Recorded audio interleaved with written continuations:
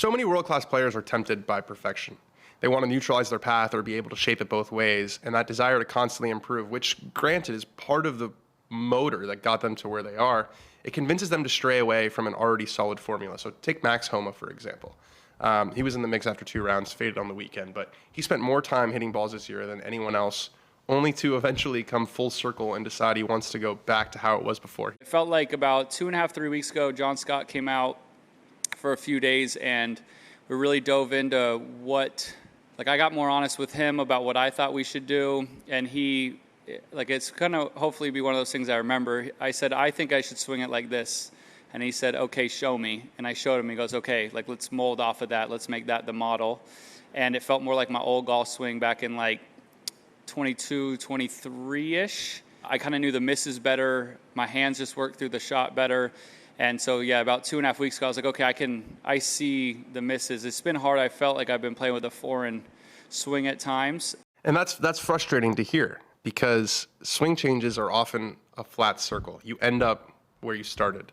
You spend a year or two trying to discover the fountain of youth, only to pull up cell phone videos from a couple years ago and going back to that. And Davis Riley, who ended up finishing, I believe, tied for second, said something similar on Saturday. Yeah, there's a couple of tweaks I made in my swing and trying to get back to some of my old DNA and seeing draws, really. So I'm starting to get more and more comfortable as the year has gone on, starting to see the ball right and turn left. I feel like I play my best golf, especially with my irons, if I'm hitting a little draw and just a small cut off the tee. So I'm starting to really see those shot shapes and trust it a lot more on the course. At the beginning of the year, I was able to do it at home, but I was just never really got comfortable out on the course because I was trying to soften the draw a little bit, and I was trying to tighten some start lines, but I've kind of figured out I've just played my best golf when I embrace a little bit of the draw.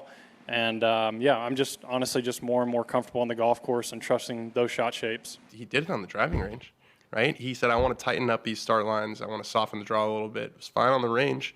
And then you get on the golf course, which is not the driving range. And look, Tiger Woods played the best golf anyone's ever played and then decided he needed to change his swing. So it shouldn't be a surprise that a generation of golfers who idolized him have adopted that always improving mentality. But would they be better off sticking with what got them to the top?